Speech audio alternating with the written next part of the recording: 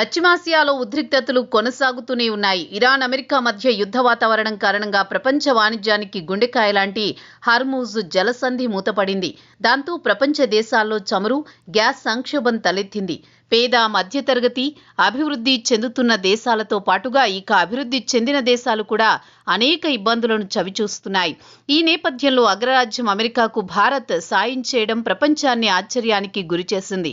అమెరికాలో ఏకంగా 1.9 లక్షల కోట్ల పెట్టుబడులు పెట్టేందుకు భారత్లోని పలు కంపెనీలు ముందుకు రావడం ఇప్పుడు చర్చనీయాంశంగా మారింది. ప్రపంచ దేశాల నోట భారత్ మాట మరోసారి మారుమ్రోగుతోంది.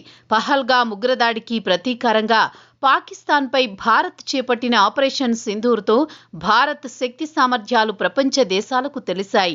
భారత రక్షణ వ్యవస్థ ప్రపంచ దేశాలను అబ్బురపరిచింది. ఆ తర్వాత తాజాగా మరోసారి భారత్ తన సత్తా ప్రదర్శించింది.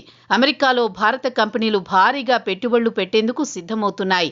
అమెరికా అధ్యక్షుడు ట్రంప్ గతంలో భారత్ ఆర్థిక వ్యవస్థను డెడ్ ఎకానమీ అని సంబోధించారు. అప్పుడు భారత్ అమెరికాకు సాయం చేసే స్థాయికి చేరుకోవడంతో ట్రంప్పై ట్రోలింగ్స్ వస్తున్నాయి. అమెరికా అధ్యక్షుడిగా ట్రంప్ రెండోసారి అధికార పగ్గాలు చేపట్టిన తర్వాత భారత్ను డెడ్ ఎకానమీ అని అభివర్ణించారు. రష్యా నుంచి చమురు కొనుగోలు చేయడం, అలాగే అమెరికా వస్తువులపై భారత్ అధిక శాతం పన్నులు విధిస్తోందన్న నెపంతో ఆ సమయంలో భారత్పై ట్రంప్ అక్కసు వెళ్లగక్కారు.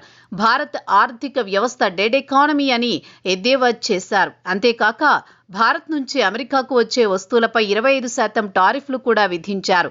కానీ ఇప్పుడు సీన్ రివర్స్ అయింది. భారత్కు చెందిన కంపెనీలు అమెరికా ఆర్థిక వ్యవస్థలో భారీగా పెట్టుబడులు పెట్టేందుకు సిద్ధమవుతున్నాయి.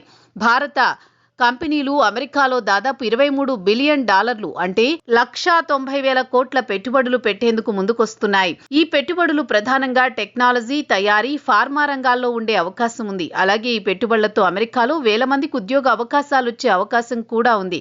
ఈ మేరకు భారత్ తన ఆర్థిక సమర్థతను చాటుకుంటూనే అమెరికాకు సాయం చేసే స్థాయికి చేరిందని నిపుణులు అభిప్రాయపడుతున్నారు.